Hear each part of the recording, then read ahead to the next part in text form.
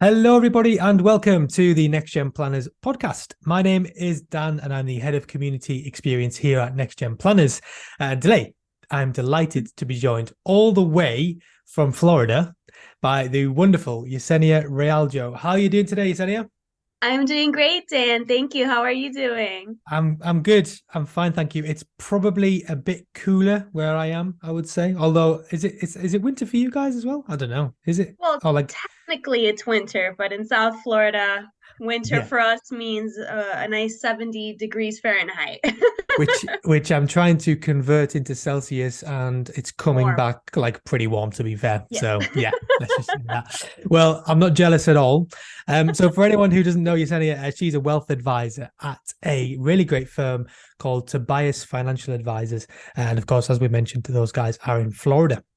So, as we always do on the podcast, we like to kick things off by asking our guests a little bit about what they get up to on a daily basis. Now, some people take this really literally and they tell us like what they have for breakfast and everything like that. And some people do it a bit more generally. So, I'm going to leave it to you. Tell us what you do on a daily basis. All right. So on a daily basis, I see what I do as helping clients live the life that they really want to live.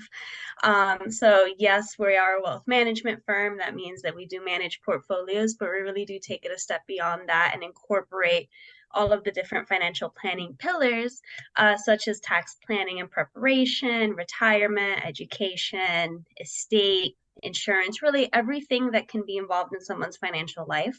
We really tie it all together, really with the end goal that they're living the life that they want, not just in retirement, but also the life that they want today.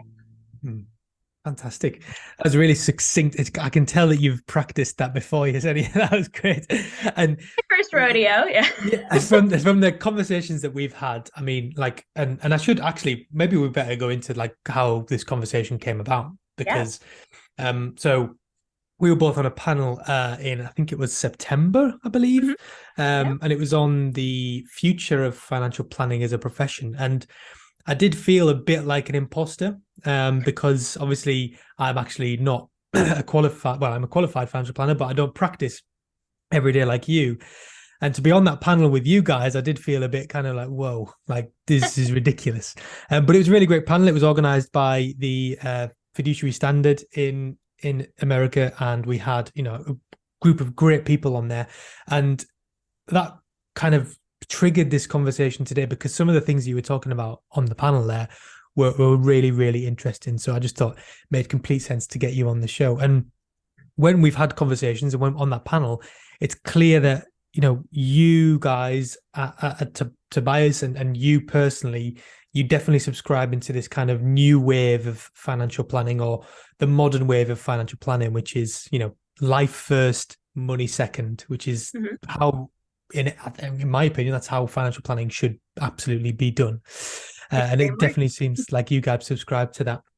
And one of the things we talked about on that panel was the kind of people that you work with. So you do work with a lot of younger clients, and when we say younger in our profession, it's a bit weird, isn't it? Because it's a bit skewed in our profession because of the average age of the average client in our profession, which everyone who's listening will know the average age of the average client in our profession. So when we're talking younger, we're not meaning, I mean, we could mean in teenage years, but we're not meaning that. We're meaning just on the younger end of the spectrum. Hmm. So let's delve into that a little bit. What is it that you enjoy most about working with that client group, the younger people? Absolutely. And it's funny that you mentioned the teens. I actually do have a few teen clients. That's great. I would say it's more forced upon them by their parents who come to us and ask, hey, so and so is going off to college. Can you help them with their financial aid package, just basic budgeting, things like that. They're usually not quite ready to have the kind of financial planning discussions that we like to have, and fairly so. They're trying to graduate. So when we speak of younger clients, they tend to be young professionals, either right out of college, for those that are a bit more mature and ready to really get the ball rolling, So we're looking at mid-20s, but more often than not, they tend to be those in their 30s, those who are on their way to establishing their careers, they're getting married, starting to have kids, buying their first homes. Typically, when life starts to get a little bit more difficult, a little bit more expensive, and need a little bit more thoughtful planning. And this is something that we've noticed that this is an age group that doesn't get that help with this type of planning, even though it's so crucial.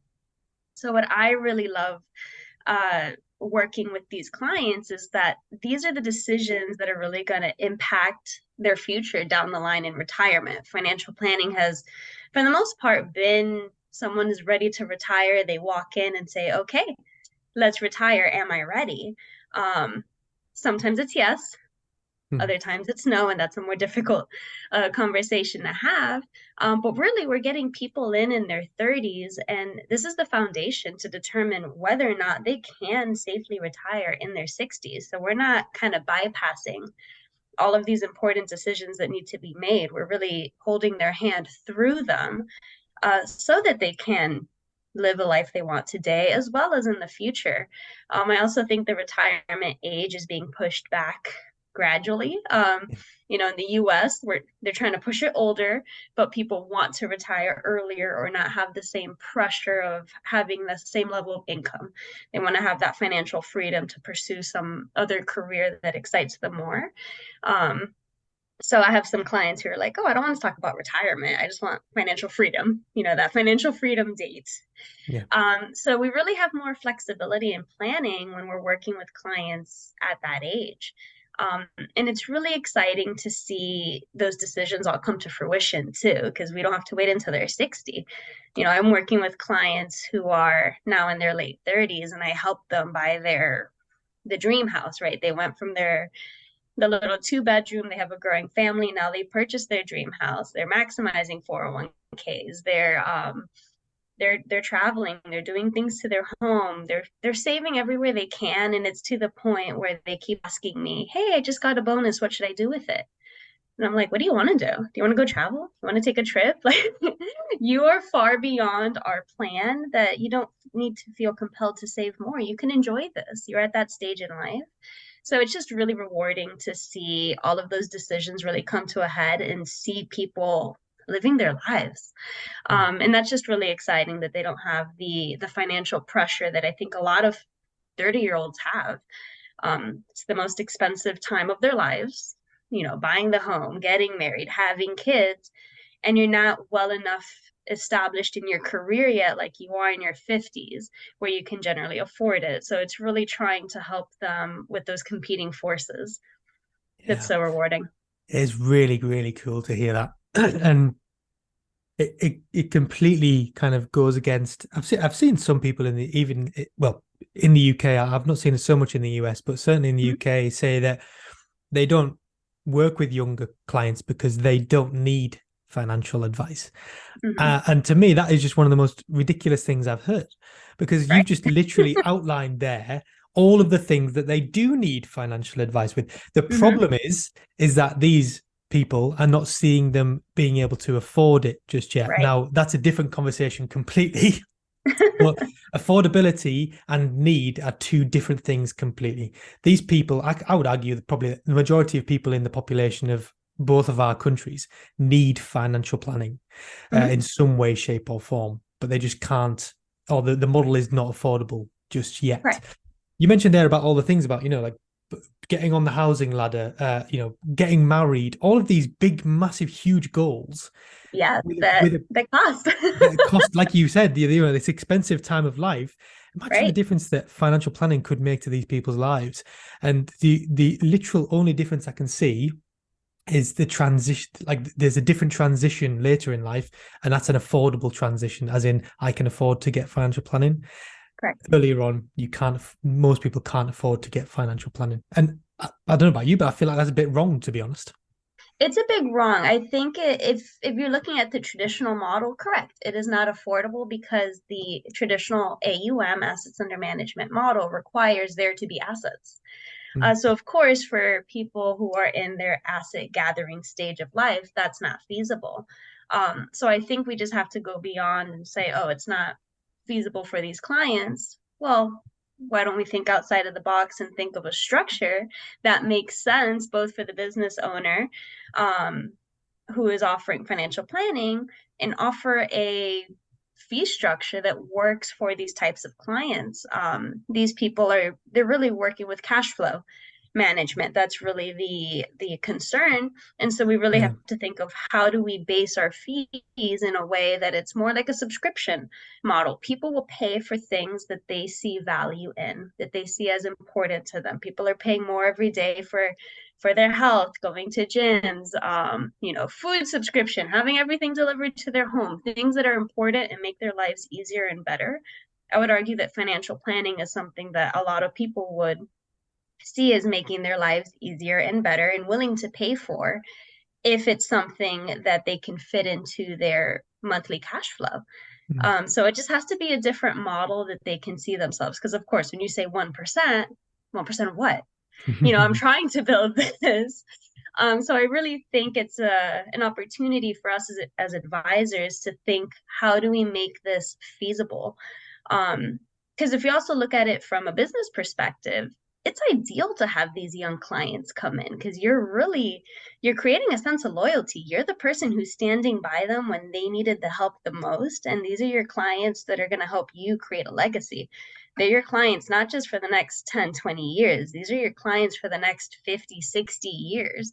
So the practice that you're building, these are clients that are transitioning to maybe younger advisors that are going to take over your firm one day, carry on your name.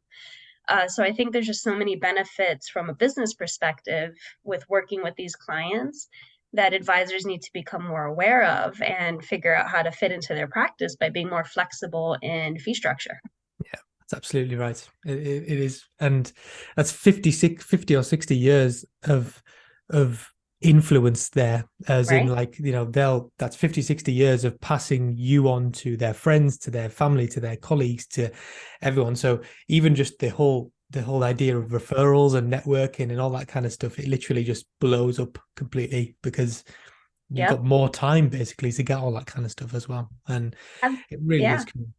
And actually, I'd like to add this too. Some another source of referrals that we're seeing is actually from some of our centers of influence. So myself as a young advisor, when I'm looking at attorneys, CPAs, insurance agents, different centers of influence that I can start working with to not only grow my client base, but to refer out when I need expertise in these areas that aren't quite in my area.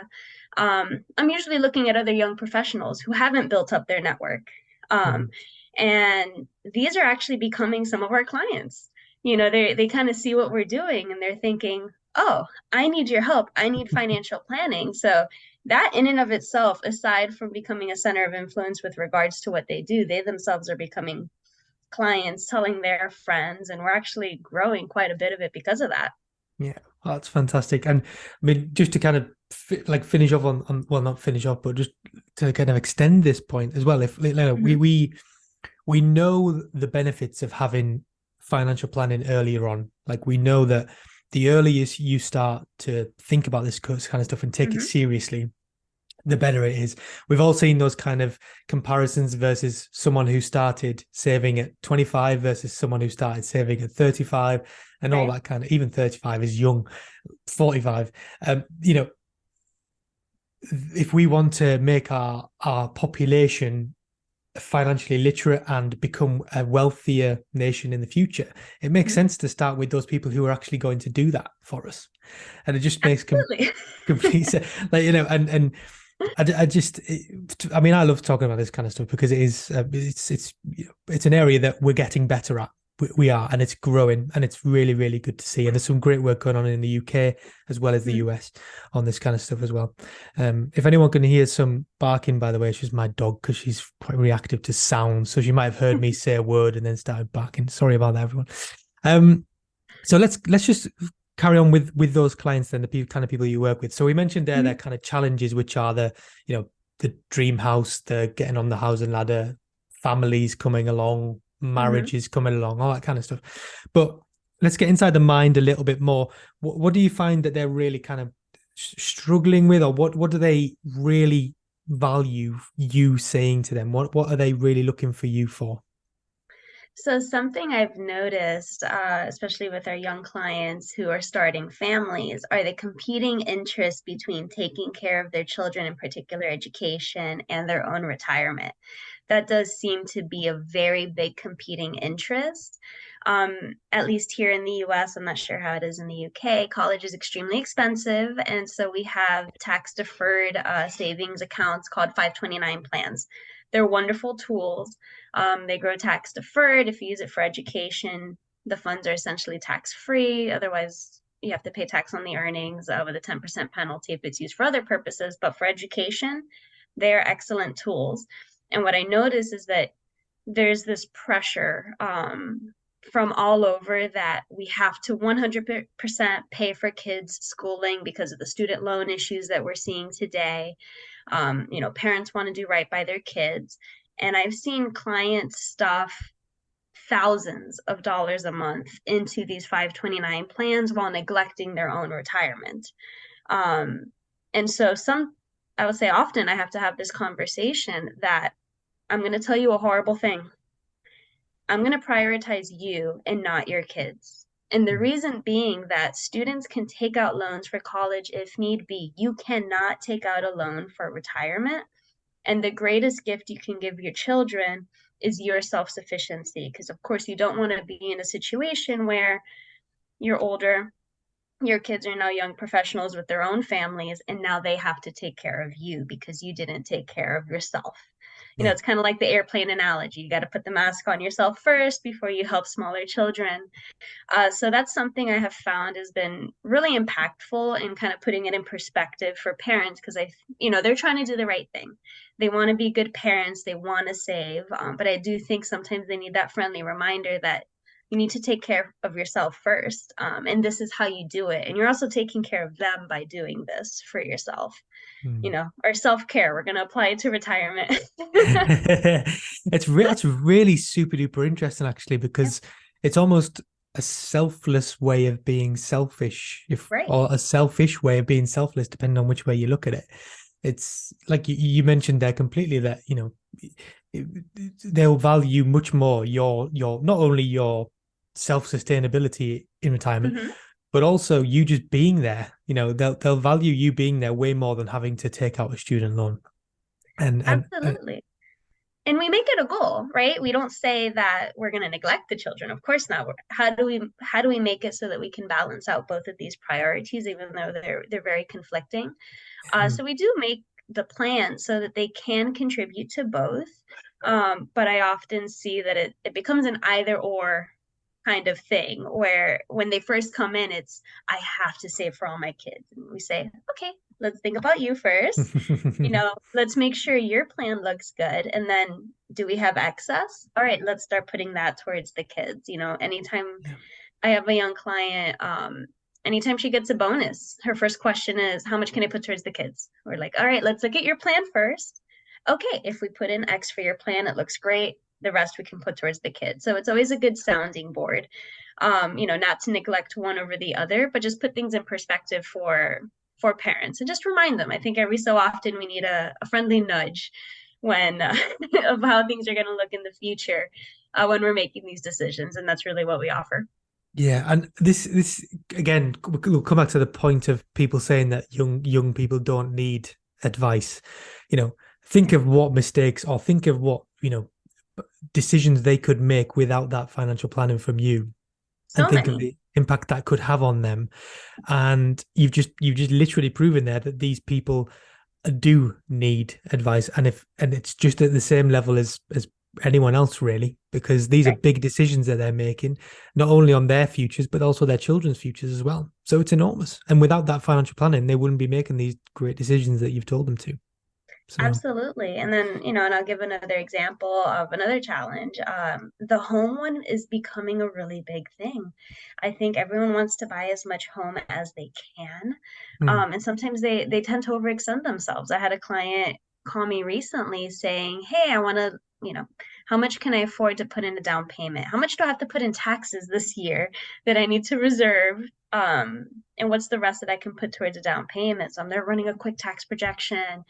um, in like 2 hours and without all the information, but we figure it out.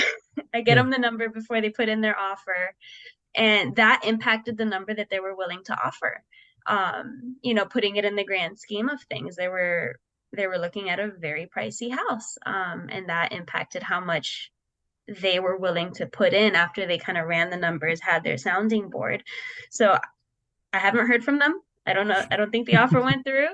But this could have been a big mistake had they offered too much and got themselves into a house that was over their head. So it's really just helping them make sound financial decisions, because there are so many that can either be the best decision you ever made or the worst, that you're making now between your 30s and 40s that are going to impact you down the line. Yeah.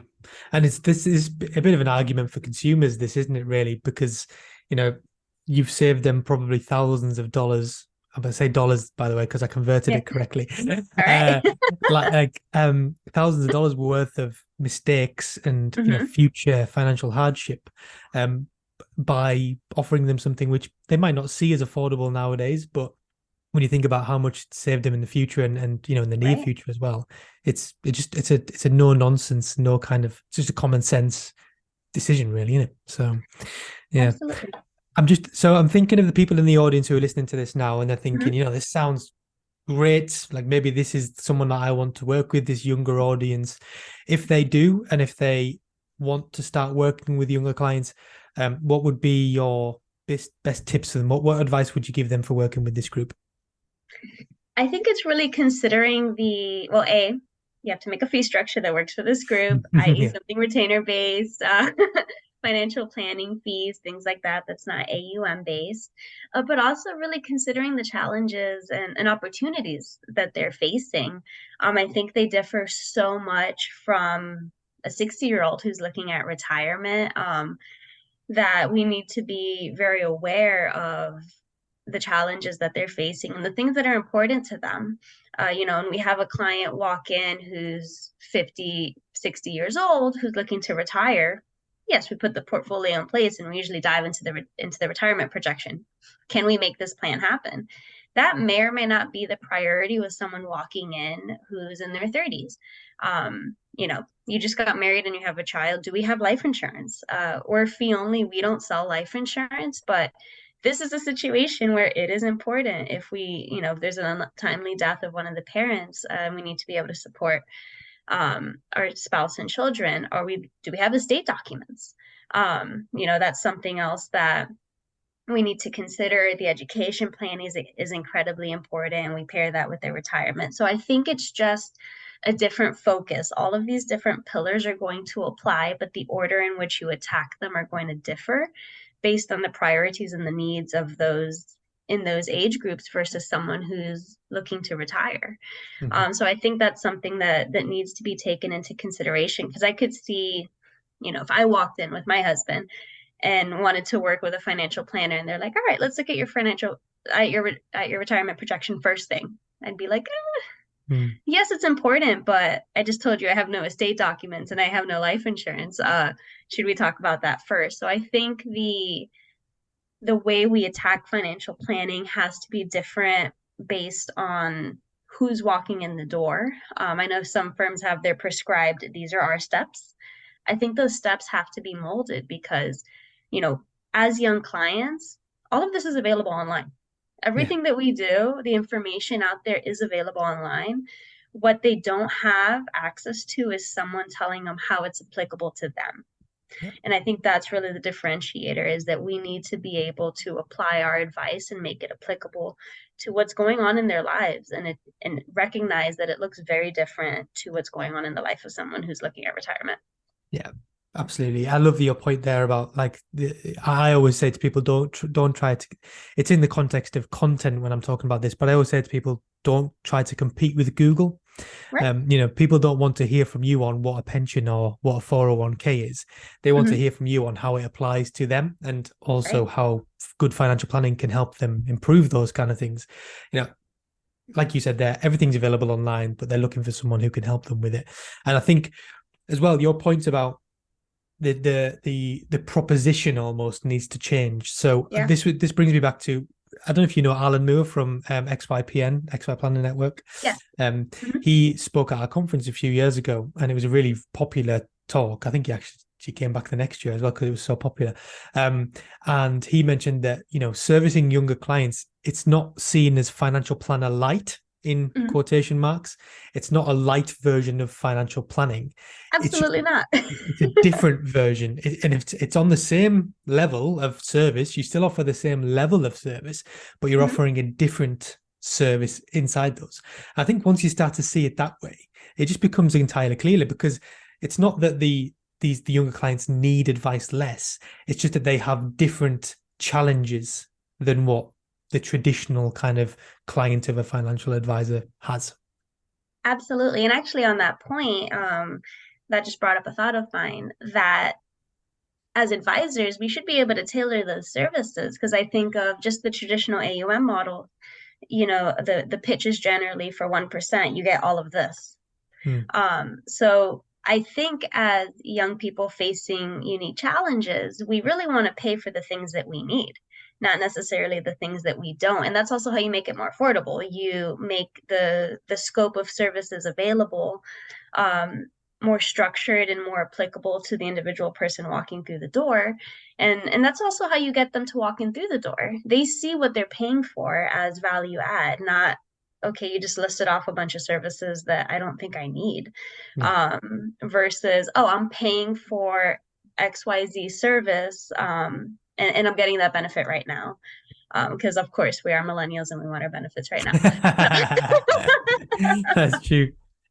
So I think being able to tailor your scope of services to, yes, you have someone walk in the door, we are going to put together a plan for you. We will look at insurance. We will look at estate documents. We will touch on retirement and cash flow. But you have no debt, so we're not going to work on debt planning.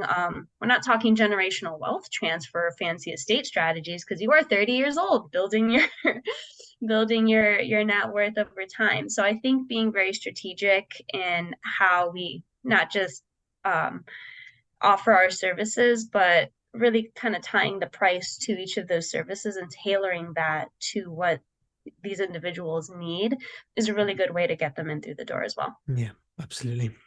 And something we spoke about last time was, I was really fascinated by you were talking about this because I've heard of it before, but I've never really heard of it in much detail, is what you call flexible financial planning and the kind of need for financial planners and financial planning businesses to offer this service. Um, what is how would you define what flexible financial planning means, and what does it mean in this context as well? So I think it's exactly what I was just saying, where you're offering a scope of services rather than the traditional, you pay me this, you get everything, when maybe you don't need everything. So flexible financial planning, I see it as offering a scope of services that the client wants, but also needs. Because sometimes they walk in wanting something, but maybe they don't know they need something else. Mhm. So offering those services that they want and need, and really prioritizing that. Um, Financial planning is not a one size fits all. Again, we're not Google. They can find out all this information online. What they want to hear is, how does this apply to me? So I think our planning does need to be very tailored and specific to what each individual comes in. And I do think a lot of advisors do this well for the They do, most yeah. part. When we come in, we're not offering the same cookie cutter advice to everyone that walks through the door. But I think it comes down to acknowledging the different opportunities and challenges that are facing these different age groups at different stages in their lives and tailoring our advice um, for those different stages in Yeah. life and what's going to be important to them. I'll also give the example that this happens, unfortunately, with young clients too, is divorce. What do we do post divorce planning? When they have small kids and things like that, there's a certain set of priorities that comes when someone walks in the door right after getting divorced versus someone who just got married. Or someone who has young kids versus someone who's planning for their grandchildren. So I think being able to be flexible in your priorities, what it is that you're offering different clients, and kind of meeting them where they are in life. That's not going to only give them what they want, because they're going to see immediately, yes, you're addressing my needs and concerns, but also the things that they need. All the financial planning is important, but I do think we have the power to approach it in such a way that's going to be most impactful and add the most value to the client. Because I Yeah. know we have our agendas. We walk in and we say, okay, we want to cover these things, but I start every single one of my meetings with, I have a lovely agenda. I want to hear what's top of mind for you first to make sure that that's what we cover today. So I think it's just being able to be flexible for the different needs of different age groups and meeting clients where they are. Yeah, that's lovely. It reminds me of one of George Kinder's questions when we had him in a workshop in the community earlier this year, and his recommended opening question for financial planners to use is just, "What brought you here today?" Yeah. I mean, that is like, whoa, all the agendas go out the window straight away there, don't they? Because you've literally just left the door wide open for them to say what is on their mind. And Hmm. they're expecting to walk in for you to say, okay, so we're going to look at your life insurance, we're going to look at the 401ks, we're going to look at your Roth IRAs and all that kind of stuff. And all of a sudden, all of that is just thrown out the window. And now it's about you. And it's like, Right. it's completely different to what people expect. Absolutely. Like that's actually how we approach a lot of our prospect meetings when someone comes in the door. How can I possibly begin to tell you what I offer when I know nothing about you? Yeah.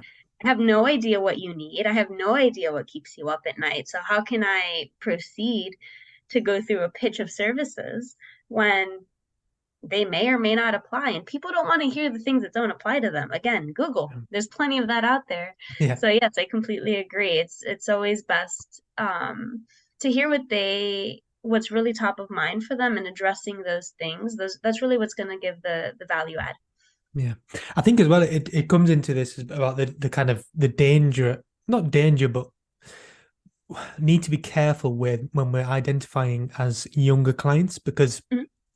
just because they're a certain age doesn't mean they've got the same needs or the same requirements or the same worries and fears and all those kind of things. Like you Mhm. mentioned about the people who have just got married versus the people who have just got divorced. Not Yeah, only are they going to have completely different financial stories, but they're going to have completely different worries and fears that keep them up at night as well. And with flexible financial planning, which is obviously what you're talking about there, the good thing about that is that you can move and flex depending on their situation and offer a service depending on their situation as well.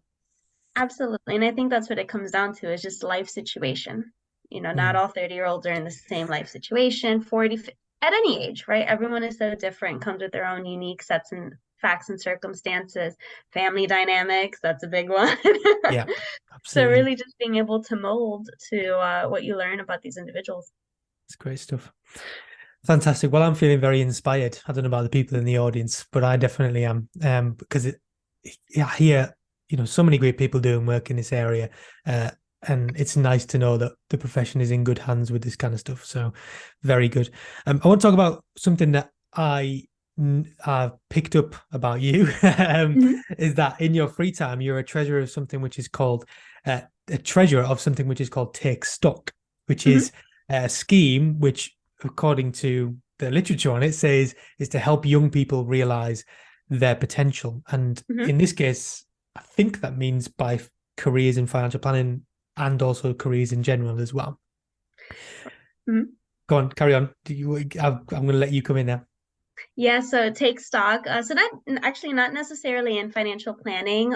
So it's actually a program to help low income students through mentorship. So we start as early as middle school up until grade 12 when they're about to graduate from high school. They could come in at any time during then, but we offer mentorship. There's minimum grades that they need to maintain. We offer them college ready success coaches. And then in return for having completed this program, they are guaranteed a 2-year scholarship it's called a Florida prepaid scholarship. So you essentially have 2 years paid at any Florida college or university. So it's a really great way for them to really get their foot in the door. And what I love about this program, these students really reflect who I was growing up. So I grew up very low income with limited resources. So that's why it's so near and dear to my heart. And I think what's beautiful about is that it's not just focusing on education. Yes, it's incredibly important, but there's mentorship through life while they're going through this. So we're not really just tutoring them in school, helping them get their grades up, but we're really trying to expose them to different experiences that they might not otherwise have. So, at least through what I do, I'm able to help my mentee because I also serve as a mentor, and I help them, think about the finances of college. This is a very big reality, especially for low income students. College is usually 4 years. They get a 2-year scholarship. How are we making up the difference? And just really talking finances with them through that lens. But it also does offer me an opportunity to do group mentoring sessions, talking about financial planning in ways that applies to them. These kids are so smart. They're incredibly Mhm. interested, and I know when I was in high school, I was not Googling investing in stocks and bonds and things like that. These kids have Robinhood accounts. Wow. So they're trading, they're getting involved, and they have a lot more access to financial products than I ever dreamed of ever having when I was a kid. Mm. So I think that literacy is so important to stop them from making big mistakes when this is also dangerous. It's amazing, but it's dangerous. So this platform actually gives me an opportunity to talk with them in a group session about the topics ranging from financial planning to help with some of that financial literacy. So this is something that I do in my free time because it's so near and dear to my heart, but also something I think that we as financial planners can all really benefit from personally, but also contribute to not just the profession, but really just the financial literacy of our country. Yeah. Um, we are not taught these things. In the UK, are you taught how to do tax returns or budgeting or anything? No, absolutely Nowhere. nothing. No. Absolutely nothing yet. When we think of financial planning as a profession, it's probably the one profession where every single one of us has to practice it regardless of what we do on a daily basis. Yeah. So I think it's astounding that it's not built into our curriculum. But I do see us as, because we have this knowledge, we almost have a responsibility to help spread it in any way we can to our children by becoming involved in these organizations, presenting there. um, that's a small way of doing it. There's, I'm sure, much larger ways Yeah. getting into government and getting it into the curriculum. But at least every kid you talk to and you spark that interest, that's them just doing their own research and just being that much more prepared for life. Yeah. I don't think you should play it down though. I know that's a very modest thing to do. And it's like after speaking with you here and knowing you a little bit, I know that you are a very modest person and all that kind of stuff. But don't play it down. And we have something in the UK, which you might have in the US as well. It's called little ripples, which is the idea that, just by making small incremental changes every day, these have a Yeah. much bigger impact than the big, massive changes that come along all at once. So even just Right. Yeah. like in what you're doing is changing the world every single day. So it's absolutely fantastic. The reason I ask about that is because Mhm. we certainly do have here in the UK, we have a problem with getting young people to think of financial planning as a career. Mhm. Uh, you probably heard of the term fallen into financial planning. I think the majority of people who are listening to this, yeah, Did. Yesenia, you as well. Yesenia's putting a hand up because she did, I did, and probably a lot of people in the audience. I would probably say maybe 80% of people will say that they're fallen into financial planning, and we Mhm. don't want that. Of course, we want our profession and our, I was going to say industry there, but you know what I mean, finances in general, to Yeah. be a choice for people, to be a career pathway at school. So huge question. And when I ask Yes. this question, I always feel really bad because it's like there's no right answer at the moment. But what do you think that we can do as financial planners, as people who work in financial planning like myself? What do you think we can do to get more young people into financial planning? Uh, so it really is a big push in the US to get more people into financial planning. And one of the ways they're doing this is by creating curriculum, like college degrees in financial planning. So there's actually been more and more schools that are creating financial planning degrees where they're ready to sit for the CFP exam coming out of college. Now, of course, they can't use the marks, they have to get their experience and all that. But I do think exposure to different degree programs, what kids are choosing, what schools to go to when they're choosing what their path is going to be. I know I changed my major, I don't know how many times. this is a valid option because up to a few years ago, there was no degree in financial planning. It was a thing that you kind of happened upon, right? And I do think we have a bad rap for, investment banking or, being a stockbroker, things like that. But it's so much more uh, diverse and so much more to it than just managing a stock portfolio. Um, so I do think having these degree programs is going to be helpful, and I'm very excited to see them grow. We actually have a young advisor who came from the University of Georgia, and she completed one of these programs, and she is just a rock star. She's 23 years old, knows so much about the world of financial planning, and this is her first job. So I'm really hopeful seeing these young people coming out of these degree programs. I'm excited to see them continue to expand. Something that we're doing is actually meeting regularly with some of these universities. There's one in Florida that we're creating a partnership with for an internship program, getting these kids involved while they're still in school. And this is what financial planning is, because I think that's half the battle. They don't know because we do have such a stigma with some of these other areas, with financial advisors, depending on what they do. Yeah. So I do think that's a really great way of really spreading the word of what financial planning is and how do we get young people in the door to, I mean, this is what they're studying. They are purposely trying to get into this career, unlike, myself, who went into teaching right after college and just happened to get a job at Merrill Lynch. And that's how this all started. Now Yeah. I'm a fee-only registered investment advisor. So I really do think that's going to be a key path to getting these young kids through the door, internship programs, as well as even if they are or not in a CFP degree program, we can get them exposed to what financial planning is that way. That's brilliant. I love I, l- I love the work you're doing.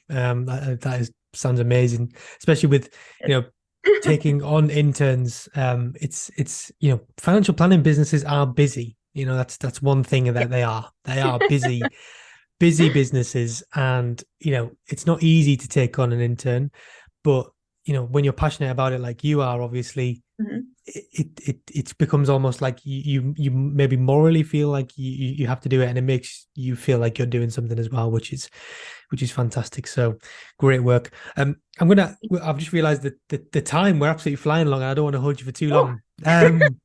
So the three final questions that we always ask. So Mhm. the first one is probably one of my favorite questions to ask, because everyone gives a different answer and everyone gives a really optimistic answer. And I know that you're not going to let me down because you're an optimistic person. But when we think of financial planning, it's completely different nowadays as a profession to what it was 10, 20 years ago. So Mhm. if we think 10 years in the future, what are you most excited to see in the world of financial planning? And then that means worldwide. What are you most excited to see in the next 10 years? I am most excited to see the next generation of people coming through more financially prepared to take on this world. That's what I'm most excited for. A, because they're getting more education at younger ages in school. B, because there's more accessibility for financial planners. So I'm just very excited to see more people financially prepared to tackle the hard decisions in life that's really going to set the foundation for them later on. I do think financial planning as a profession has changed and is going to continue to change, where we're not just focusing on the needs of older clients facing retirement, but really taking on the challenge of helping people make those so important decisions when they're younger that's really going to impact them for the rest of their lives. So what I'm really hoping to see is, as a result of all this, of accessibility, of increased education, that people are just more prepared for everything that's going to come through in life. So that's what I'm most excited to see in the next 10 years. Awesome. And because of the work that you're doing, of course, as well. So, you're actively helping towards that excitement as well, which is fantastic. Okay, and the next one is, we always like to ask our guests for Mm-hmm. something that has helped them in their career so far. So I spent ages asking people for books, Mm-hmm. and then I realized that I didn't actually put any of those into practice myself because I don't read. But so I've changed it now to any piece of content. So it could be a book, it could be a film, it could be a podcast, it could be anything. What has Mhm. really had an impact on you that changed your way of thinking? Um, I'm going to recommend a book. It is, I have it here, Essentialism, The Disciplined Pursuit of Less by Greg McKeown. So I'm Mm, actually not a big self-help reader. I love fiction. I will read anything that's fiction, but when it comes to self-help, it has to be forced, unfortunately. So this was a forced read. This was during COVID. One of the ways that my company decided to come together was by hosting a book club. So mm, we would all read a few chapters, come together and discuss it. So this is one of the books that they had us all read, and I'm very thankful that they did. This book is all about focusing, of course, on essentialism. What is important? What do we want to be dedicating our lives to? What's going to add the most value, not just in our business, but personally. I say take it with a grain of salt, anyone who's starting their career and reading this.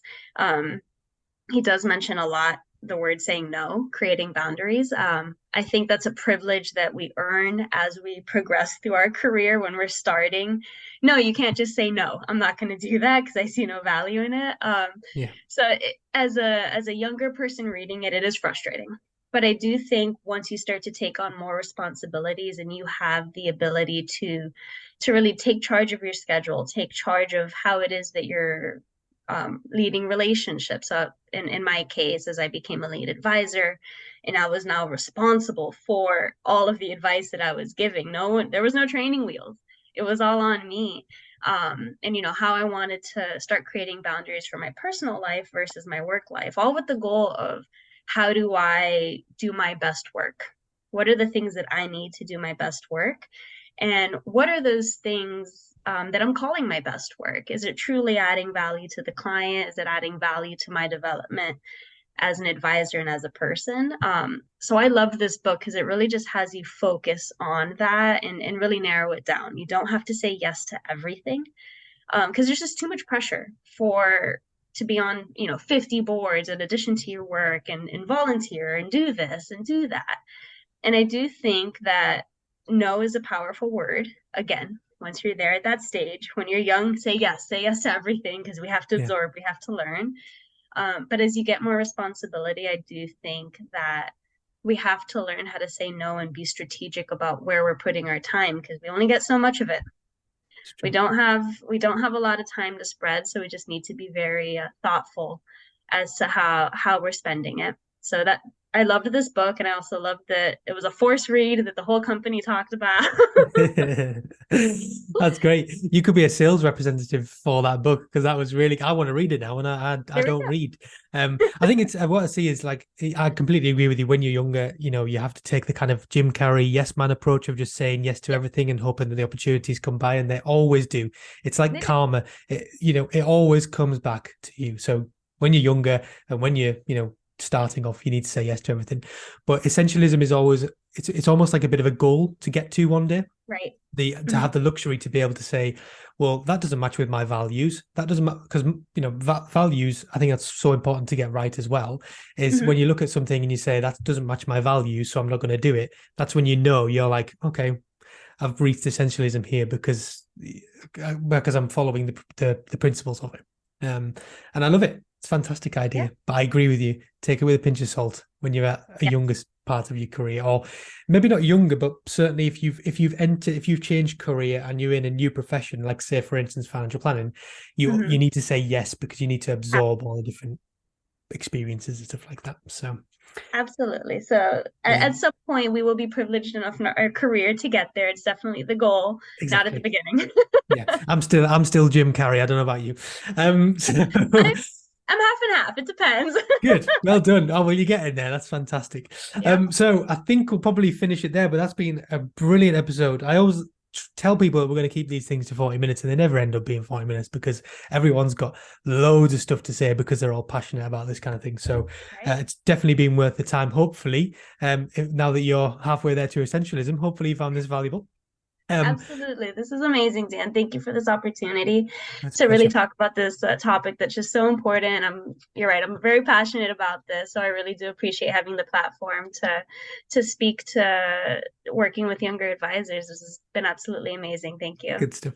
And if people want to connect with you and find you and stuff afterwards, how do they best go about doing that? Yeah, so I work at Tobias Financial Advisors in Plantation, Florida. Our website is www.tobiasfinancial.com. My email address is Yesenia, that's Yesenia. I have to spell it, it's a hard one, at tobiasfinancial.com. So if you have any questions, I do welcome you to reach out to me. I'm also on LinkedIn, Yesenia Realejo. My last name is Realejo. I have been blessed with a difficult name, but Yeah, but I do welcome anyone to reach out to me, have a conversation, whether it's about this or your own financial planning. I do welcome it, and I just think it's so important to get the conversation started. fantastic.